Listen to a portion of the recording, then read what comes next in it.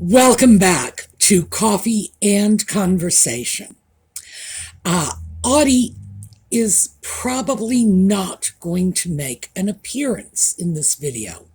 He's sleeping in the bedroom, so he's very comfortable. He's on the bed. He's all scrunched up in the comforters. He's happy. But he wasn't happy this morning. I had to go to the pharmacy, and I let him out when I got up, which is what he expects. That's usual. So he got to go out, and then I said, get back in the house because I'm going out. And he said, nuh-uh. And I said, well, if you stay out, you're going to have to stay out until I get back from the pharmacy. And he said, I don't care. And he just scooted off. Well, I knew going in that he really did care. And sure enough, I get back from the pharmacy, and he's standing in the middle of the yard screaming at me because I've left him alone for an hour. So I get him back in, I cuddle him, I give him food and treats, and and I put new water in his dish, even though the old water was only like 2 hours old. But, hey, for a cat, anything more than like 30 seconds, and it's stale water. And eventually I thought I had kind of made it up to him. No, it seems not. And he is ignoring me because I was mean to him this morning. So we have Audie here in spirit because this is one of my Audie pins from Lisa of DesertDragonworks. And I have a couple of these wonderful little Audie pins. So yes, he's here with us in spirit, but the actual body, it's curled up on some comforters in the bedroom. And I imagine it's going to stay there. So I will see you when we get back from the intro. And what is that? I think the intro runs 21 seconds. I will see you in 21 seconds.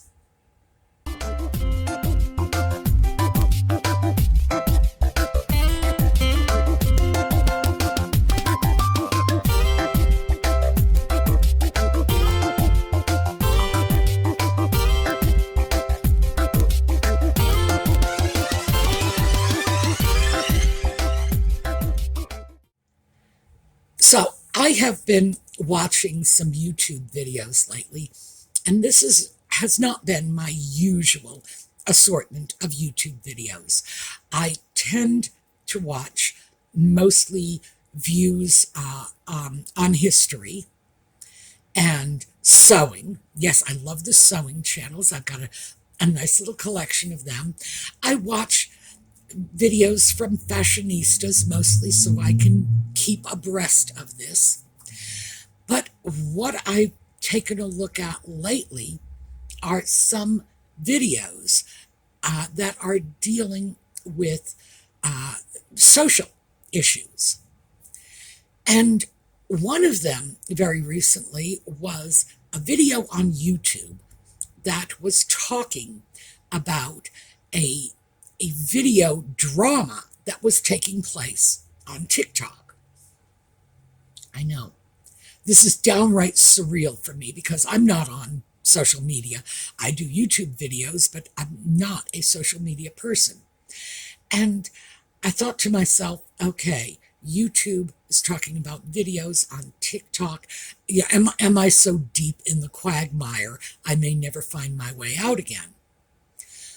Well, interestingly enough, this one was about plain people. So, plain people, for those of you who are not familiar with the term, and I'm sure many of you are not, because this is generally not how we know these communities. They are people who have separated themselves from the mainstream of society, and we know them as the Amish, the Mennonites, some branches of the Quaker faith. So they are Christian, they are Protestant as opposed to Catholic, and their chief value, what makes them plain people, is a sense of humility. Because if I asked you, what the opposite of plain was. I imagine many of you would say, oh, fancy, or something along those lines. For them, it's not. The opposite of plain is proud. It is vain. It is self-important. Very simple. So when they say they are plain, they see themselves as self-abnegating people, that they are humble and meek in the eyes of God. They do not wear fancy clothing, which is why you will see the women in plain dresses that go well below their knees and do not necessarily cover their elbows. Among the Mennonites, it's rather common to see them in short-sleeve dresses. And they will have bonnets on their hair. Men will be wearing hats. In some cases, they will not be shaving their beards. It all depends. As I say, a number of religions fall into this category of plain. Now, here's the thing.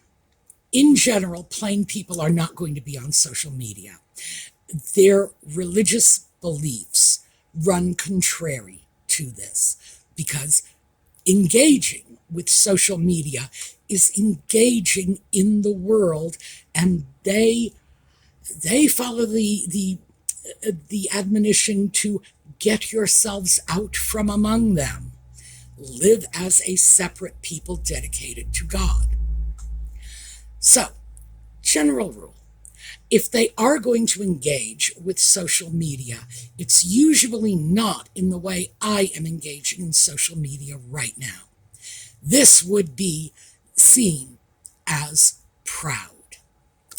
So, and do let me tell you this. I have had Mennonite neighbors 2 doors down from me, and I spend time with them often. They have no idea that I make YouTube videos, and I never intend to tell them. Not because I would lie about it, but because I know this would be profoundly unsettling to them. That's it. So, I did at one time, probably a good 10 years ago, tell them that I made videos, but because they are Mennonite, because they don't have computers, because they are not on the internet, they had no idea what I meant. So I took that and I ran with it and said, okay, fine. I've made an effort to let them know what's going on, and I don't feel any strong obligation to beat them in the face with my proud and vainglorious activities of making videos. Consequently, when I see something like, oh, there is a TikTok drama about whether or not this person is an Amish person, my first thought is, well, no, Amish, no. Because the Amish do not use electricity. They do not have cars. They are, of all of the plain people, probably living the most, what I would call, and I don't mean this in a judgmental way, just explanatory, what I would consider to be the most primitive lifestyle. The lifestyle that I would most closely associate with the 19th century. So that was my first thought. No, it's not Amish. It can't be Amish. Can't be Amish. Why not? Well, okay. I am in South Central Pennsylvania, as you know. As I said, Mennonites, 2 doors down. Oh, and 1 door beyond them, more Mennonites. I am in the heart of this world. Lancaster County, which is world famous for the Amish population, is just 2 counties over.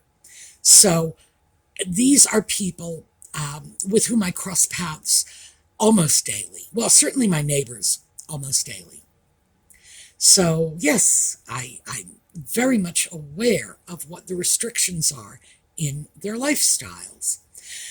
The Amish, as I say, is the most, gosh, and I don't like to say the most primitive because that sounds so judgmental.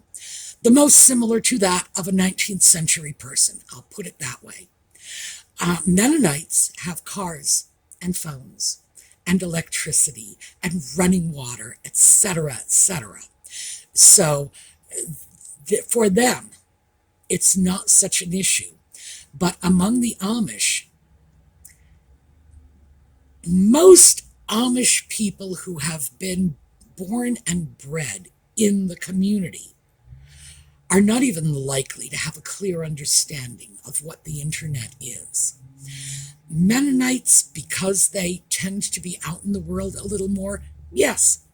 And occasionally you will see Mennonites using something like email for outreach professionally, because they often work out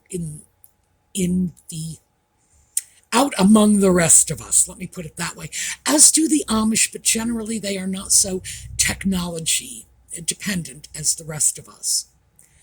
So, would I expect to see plain people making social media posts, videos on TikTok, on YouTube, on Instagram, whatever, you name the video platform, and would I expect that? No, of course not, because it is proud, it is vain, it is too closely associated with that self-aggrandizing view that their religion takes of the rest of us, oh, I just want to see my face on YouTube or whatever.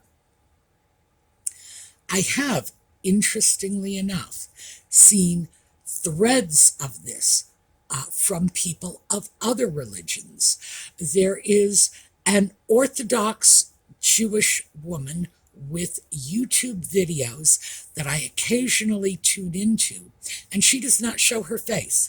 She makes videos about her daily life, and she will show herself making dinner or cleaning the house or looking after the children or shopping or whatever. She doesn't show her face. So this is not something that is strictly confined to these communities. But yes, there are religious communities out there who just do not care for or support the notion of making videos like this. And if someone says, I am from this community and I'm making this video, my antenna go up like super fast. It's like, are you really? Because in so many cases, when you have been born and brought up in a certain culture, and this is its own culture, make no mistake about that, the ways of the outer world, of other places, are just alien to you. You don't really even know how they work.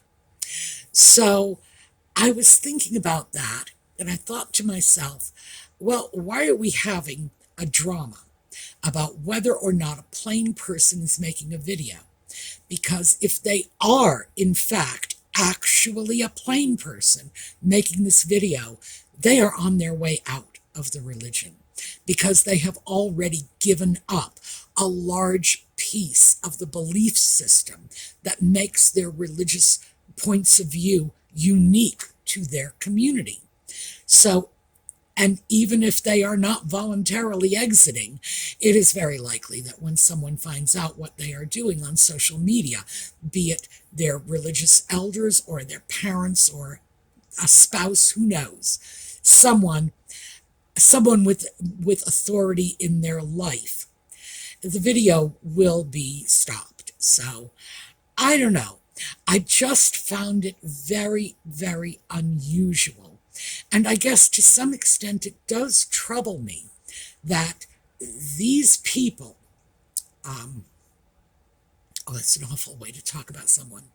These people, who are my friends and neighbors, have a certain attitude about how they live their lives. And it disturbs me to see that undermined by one or two people who may not even be members of this religious group, plain people.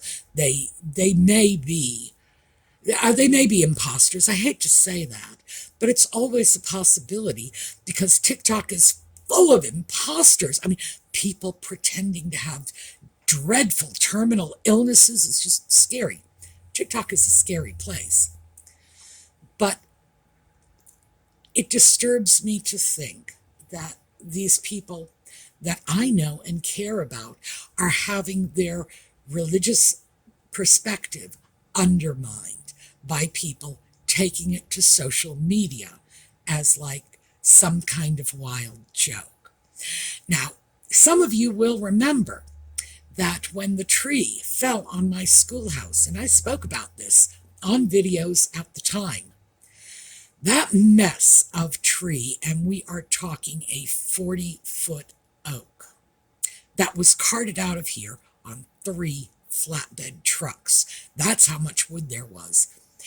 It was removed in one afternoon by 2 congregations, my Mennonite neighbors. Their congregation and a neighboring congregation came over and just took it out for me. Why? Because I'm their neighbor. And obviously, I told them they were more than welcome to the wood, which they used to heat their homes. So, hey, win-win-win. But the point is, they did this out of the kindness of their hearts. And it was an enormous help to me because I couldn't even figure out what I was who do I call? Who do you call when a tree falls on your house? I didn't even know who to call. They took care of everything. These are the kindest, most generous people you would ever want to know. So it irritates me that somebody is going online, making videos about them to hold them up as curiosities, as quaint little people. No, they're not. They're wonderful people. So, thought I would throw that out. And then, no sooner did I get myself extricated from that trauma when I found another video. And this one was, well, equally disturbing, I guess, in its own way. And it was about Gen Z. And remember, this is the 21st century population. These are the young people who have been born in this new century. How Gen Z people are lonely. That these young people don't feel they have friends. They don't know how to make friends. As I was watching this video, and in particular, there was one young woman who was just crying, and she said, I'm lonely. I don't like this, but I know it's me because I don't know how to do this, because I will have an opportunity to make a friend, but then I don't ever call them back or text them, and then they go away, and I know it's my fault. That was heartbreaking. And I realized, this is the generation of our children and grandchildren for most of us in this YouTube community. And it's very, very distressing to me to think that things are so profoundly difficult for them. And I understand why. We've touched on some of this before. For one thing, this is a generation that has grown up with technology. And I mentioned that Lex from Sweet History Tea did a really, really interesting video. I will link it. That's what I will do. I will link it. I will put a little video card up and link it. She did a very interesting video about how she is Gen Z, by the way, how she feels that her generation is living in an echo chamber that they go on social media, find sites that they agree with, sites that are interesting to them. In other words, they find channels that are reflecting their own thoughts back to them, that are dealing with their interests and their perspective. Because let's face it, don't we all start out when we are looking around on YouTube looking for the channels that appeal to us because we have something in common? As I said, I look at history and sewing channels. So yes, absolutely. That's how we all start out. But apparently this is where they stay. And as a result, she believes that too much of their own voices are coming back on them. They're not hearing that diversity of ideas that most of the rest of us experience. And I thought, well, yeah, I think that's got to be a part. I also think that COVID coming in, and remember, we're looking at 2020, which is when the very oldest of this generation were barely adults. They would have been at colleges and universities, but the vast majority of this generation would have still been in their elementary or secondary educational programs, in grade school, in high school, and they were yanked out. Just sorry, no more friends and no more classrooms for you. And your entire social life, which has up till now been based on your school, is gone. I can only imagine how awful that must have been for only children. At least children from larger families, children with siblings, had someone available to talk to. They weren't going home, staring at the four walls. But for many of these kids, that must have been a terrible jar. Not just academically, although academically, that must have been a terrible jar.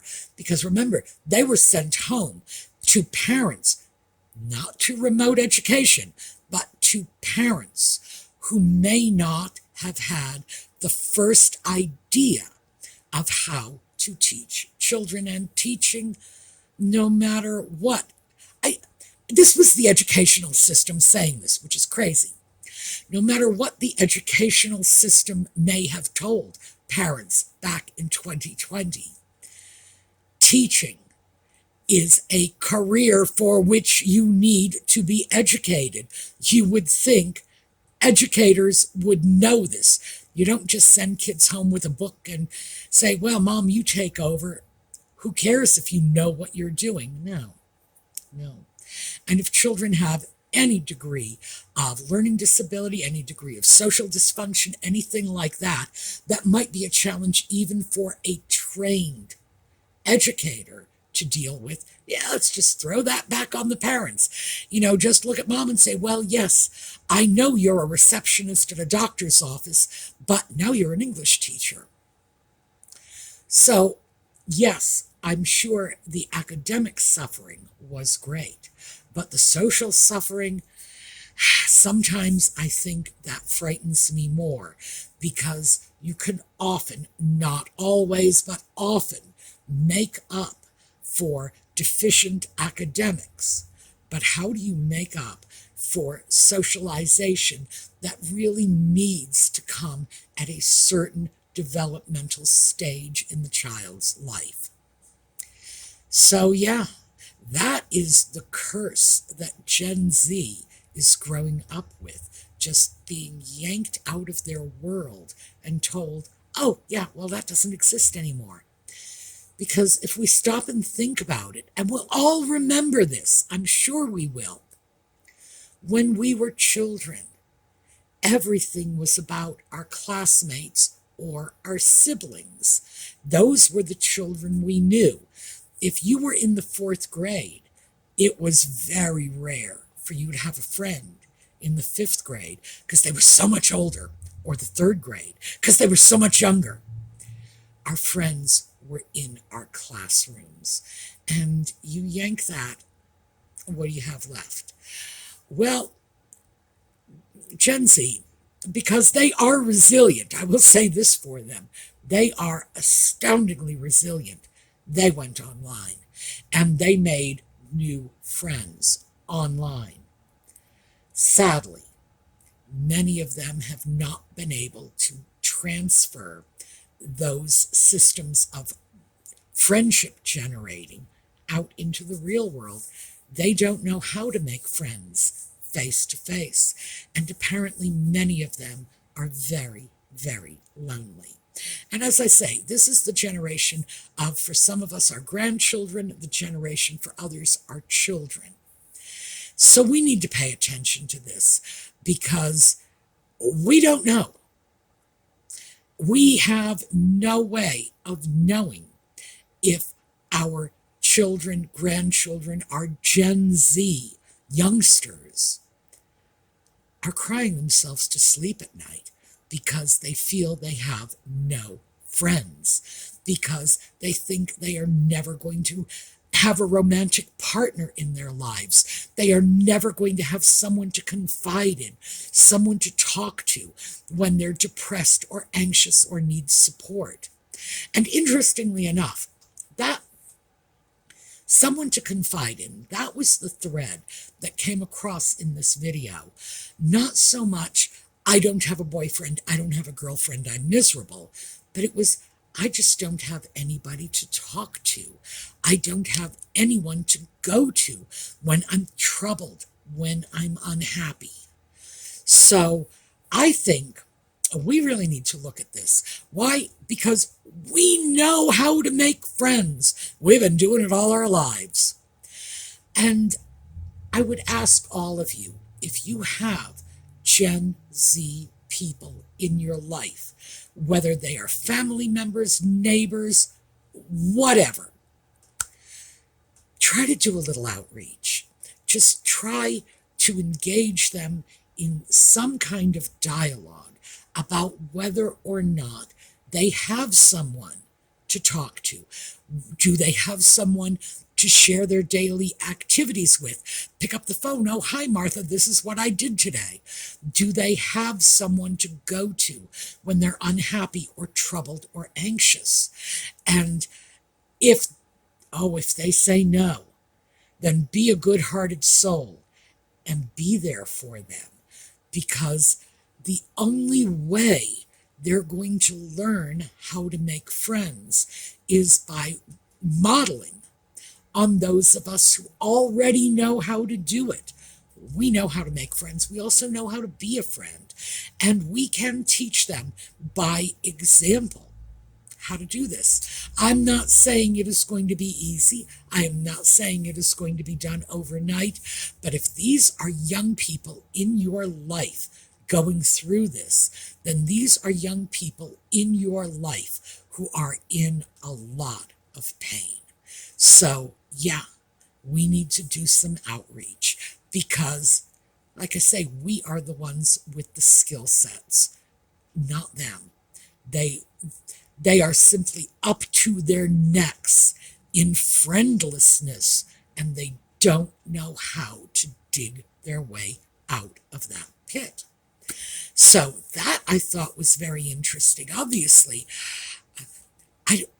I have no idea how I happened on these videos, but every once in a while, I will go off on a strange quest on videos. I have been looking at videos lately about Welsh history, just the history of Wales. Oh, lovely. Let's take a look at the history of Wales. And that somehow led YouTube to throw a whole bunch of oddball videos in that little, that bar that runs down the right side of your computer screen, assuming you access YouTube on the computer.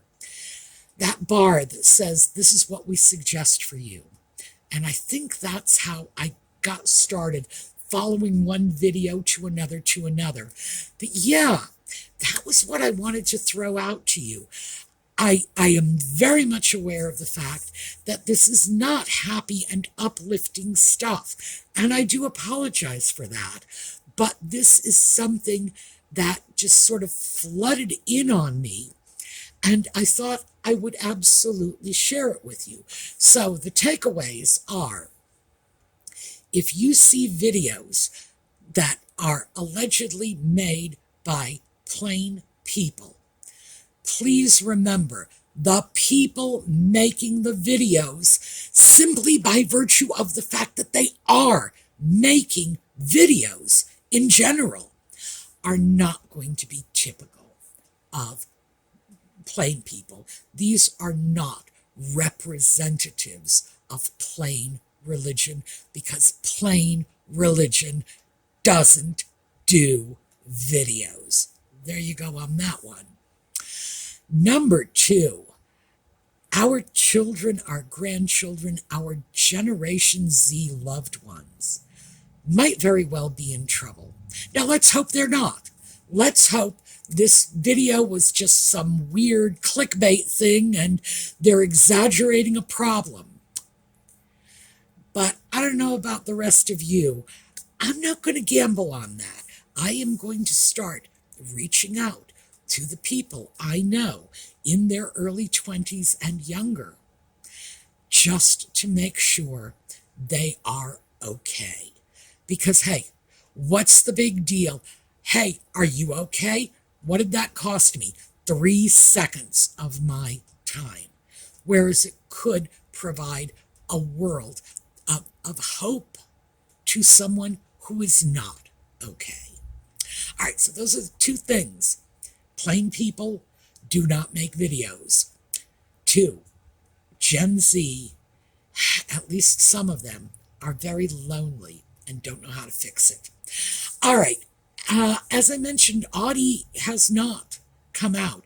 I said I didn't think he would, but I was almost hoping that he would, that maybe he'd get past this. But no, I think he is still sleeping his stressful morning off. We are going to take a look at a slideshow on the way out. I will see you all tomorrow. I promise you, tomorrow I will come up with a happier topic. This was just something that had been clogging up my brain today, and thought I'd share it with you. So, we're going to take a look at a slideshow on the way out, and in the meantime, have a terrific day.